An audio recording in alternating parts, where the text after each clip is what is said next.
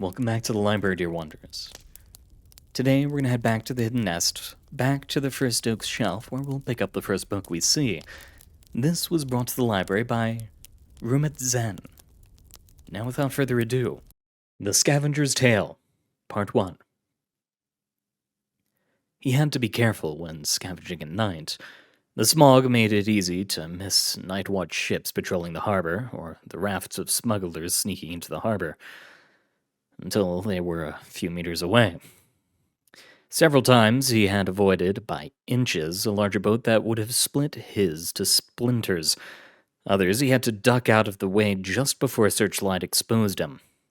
On those occasions, all he could do was stay crouched in the boat, trying not to move, with nothing but fate deciding if they caught him. The past 4 years he had been lucky, though he preferred to think of it as a perfect mixture of experience, craftiness, and divine favor. The city's bay was so polluted that, in some areas, the brown seawater was only visible when a boat, paddle, or occasional confused fish pushed a gap through the layers of drifting plastic. As the man in the gray cap strained to row his dinghy forward, he looked back at the clear path his boat was leaving. It led to a single dock with a hanging lamp. Already, waves were beginning to nudge junk back into the empty spaces. Soon, when they were completely filled, and the night fog fully settled, that lamplight would be the only thing marking his way back to the pier. The oil could burn for 3 hours. Plenty of time. The city loomed behind him as he rowed. The silhouettes of the towers crossed into one that looked less like a man construction than a crouching, scaled beast. Hundreds of lights dotted its skin. When the man turned away, he could feel it watching him. It did not care if one of its children tried to flee the nest. They always returned. It was amusing to watch the little man paddle forward, alone and blind in the fog, shivering in the winter air. When he had rowed far enough that the outlines of the buildings were gone, and the lights were a dim glint, he stopped. He sat in the dark and listened. The air was silent except for the murmurs of waves. It was safe to light his lantern to the lowest possible flame. On each side of the boat hung 3 nets. When released, they dropped into the water and trailed behind him as he resumed rowing. The boat grew heavier and heavier with each stroke of the paddles, and when it no longer moved more than a fraction of an inch with each heave, the man stood up to examine the snares. The ropes were stuffed with refuse. Thin plastic, cardboard, old bags, bits of wood, animal bones, broken eyeglasses, stray wiring, straws, formless gunk, used medical equipment, empty snack packs, candy wrappers, beer cans, dead batteries, and broken toys he discarded. Though he was sure to double-check each for smaller, more valuable items. He still cursed, remembering the time another scavenger had found a gold wristwatch stuck inside a milk carton. The man kept perhaps 1 object in 40. These were anything that might be sold for extra food, traded to a neighbor, or brought back to his family. The fences in the city had a wide variety of ever-shifting tastes. Recently, old cell phones and athletic equipment had been in demand. Metal, of course, was always wanted, as was anything the idlers living downtown could place on a shelf to show off to dinner guests. Every so often, a thin, starving fish was caught in the net. When he found one, he cracked its skull on the side of the boat and tossed it into a separate bag. Once the nets were picked clean, he pulled them onto the boat. After paddling around for a while, he dropped them back in the water and began the search again. He repeated the process 4 times. By the time he was done, with time to spare, he had his largest collection in 6 journeys, including 2 baseball mitts, a crutch, a picture frame, and something he thought might be a hard drive. He was rowing back to shore when something caught his eye. An egg-shaped orange-red glow hung a few feet below the surface of the water. The man peered over the edge of the craft to examine it. Unfortunately, momentum was still carrying the craft forward. He scrambled towards the oars as he glided past the spot. For a few panicked moments circling through the water, the man thought he had lost it forever. When he saw it still floating in the same spot below the waves, he gave out a relieved yelp. He rowed towards it so quickly that he accidentally dropped a paddle. When he reached the spot this time, he was sure to stop. Waves lapped against the side of the boat as he gazed into the water. It was like a bright eye staring upwards, as if this single glowing spot was actually a window into something alive, the edge of an intelligence whose possible magnitude made him tremble. It seemed to drift left as he watched, but he realized, in fact, the movement of the boat, rotating slowly around a new fixed axis. If he wished, he thought he could stay in this spot forever. The sun would rise and set until the ocean eroded his vessel, and he slipped into the putrid depths. But still thing would not move or lose its light. He leaned forward to get a closer look. It did not move. It was there. It was not polluted or perturbed by the water. It was there, brought to this place by no cause or will other than its own. He dropped his arm into the sea, swiped at where he thought it was, and touched nothing. He leaned forwards, gripping the edge of the boat with his other hand. The water smelled rotten. He reached down further, felt the slime slide across his skin, moved his arm back and forth, but the object stayed out of reach. He pushed even further out, as far as he could go, until his body leaned nearly vertically and the tip of his nose almost brushed the water, and his forearm was into the layer of sea so polluted nothing there could be seen, and his body leaned past the axis where gravity could save him, and the tip of his fingers brushed something hot. He slammed his knees against the wall of the boat to stop his fall just as his grip closed around an object the size of an egg. It was his. He wasn't sure how long he lay on the floor of the boat, weeping a silent prayer. By the time he picked himself up and rowed back to shore, the lantern on the pier was just flickering out. He walked quickly, but quietly, back through the streets. Like any good scavenger, he had the shifts and general routes of all the neighborhood guards memorized. It was technically not illegal to be out at night, but if the wrong patrol saw him, and they were in the mood for it, there would nobody to stop them from giving out a drunken beating. 3 weeks ago, the body of a man from his building had been found with a fractured chest and its nose almost torn off. He had not been robbed. The city did not investigate. Worse than a beating would be if they found the object tucked in the inner pocket of his coat, even swaddled in cloth and tucked into a bag of fish. Its glow was faintly visible. He walked with his jacket pulled tight and his arms around his body as a shield, the scrap he'd placed in an alley hiding spot, where he would pick it up from tomorrow and bring to the pawn shops, but he didn't dare place the object out of arm's reach. As he carried it, every pole felt like a living, waiting presence. Every shadow looked like a trap. Around every corner there seemed to hide a thief. When he turned into a street and saw a light on in an upper window on the other end, he turned around and walked 2 blocks down to find another route. It took him 3 times as long to get home as it normally did, but he made it to the front door of his housing complex unseen.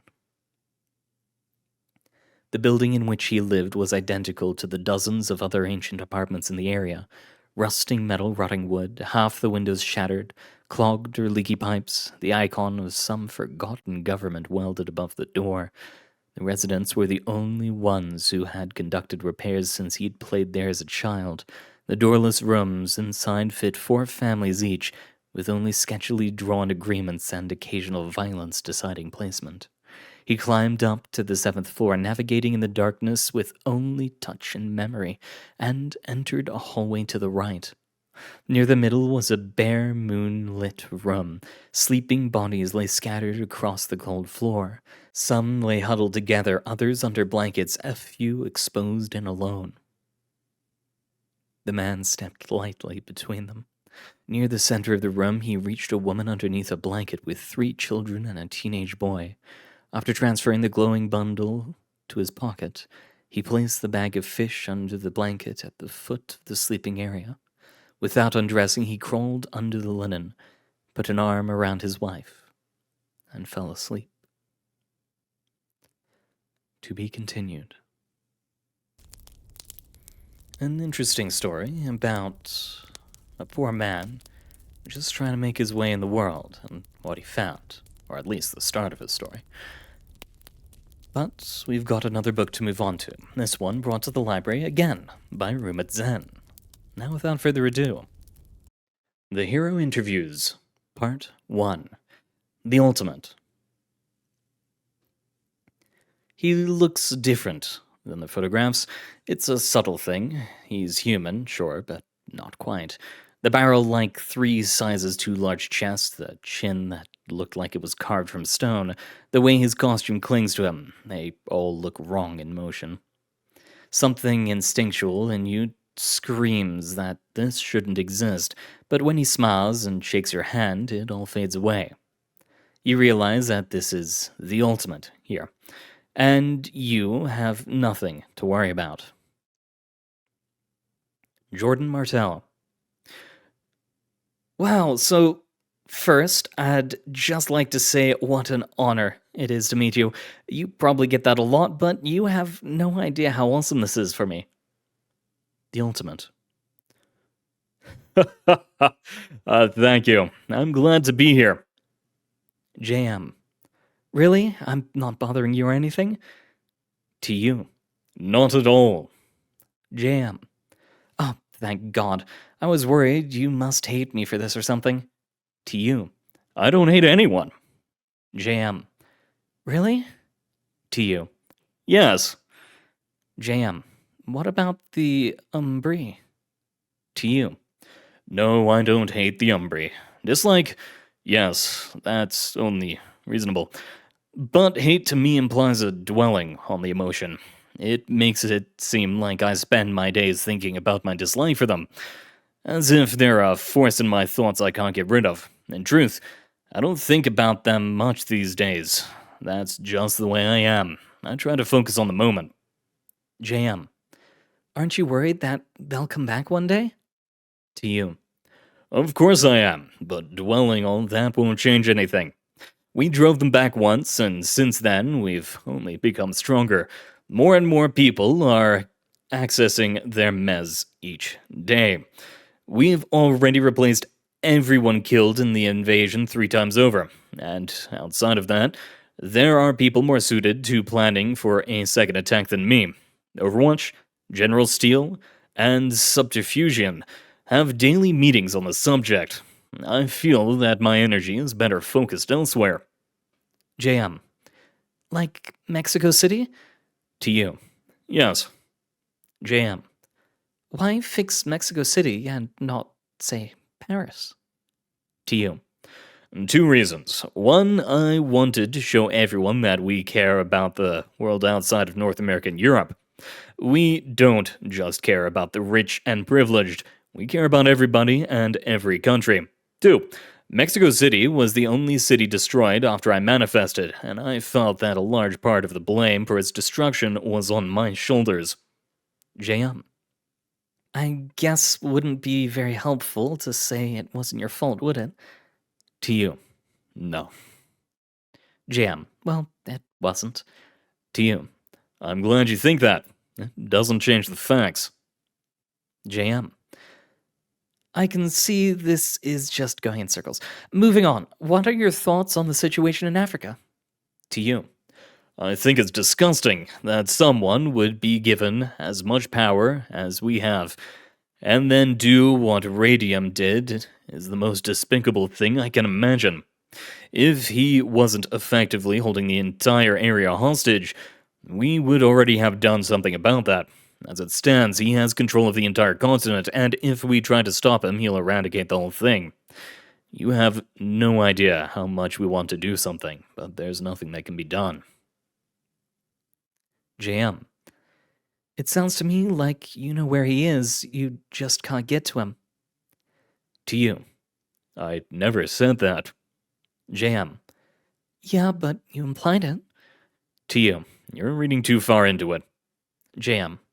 Maybe. Okay, last question. Have you read Dr. Kleinstein's book, The Mez, A Scientific Analysis, and if so, what's your response to it? To you. Yes, I've read it. Dr. Kleinstein is a very smart, well-meaning man. He's also completely wrong.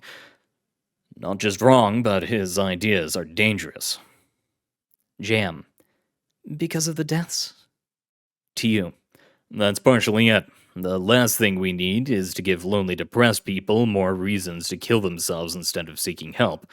No, the problem is he doesn't mention that it's impossible to manifest your mez without dying.